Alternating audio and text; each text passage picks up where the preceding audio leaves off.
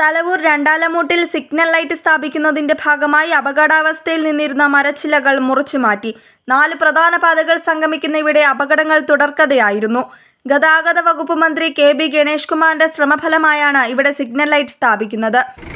ബഹുമാനപ്പെട്ട പത്തനാപുരം MLA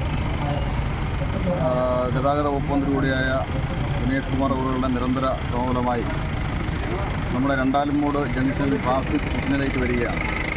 KSTPയിൽ നിന്ന് fund വെച്ചിട്ടാണ് ഈ സിഗ്നൽ ലൈറ്റുകൾ സ്ഥാപിക്കുന്നത്.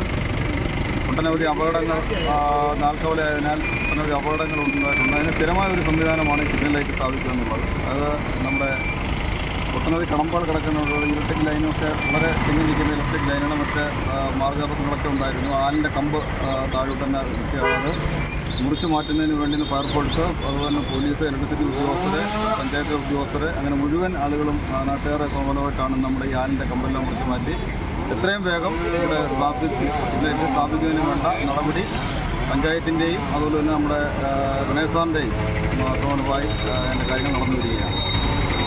കുന്നിക്കോട് പട്ടാഴി പാതയിലും കൊട്ടാരക്കര പത്തനാപുരം പാതയിലുമായി 4 ഇടത്താണ് സിഗ്നൽ ലൈറ്റ് സ്ഥാപിക്കുന്നത്.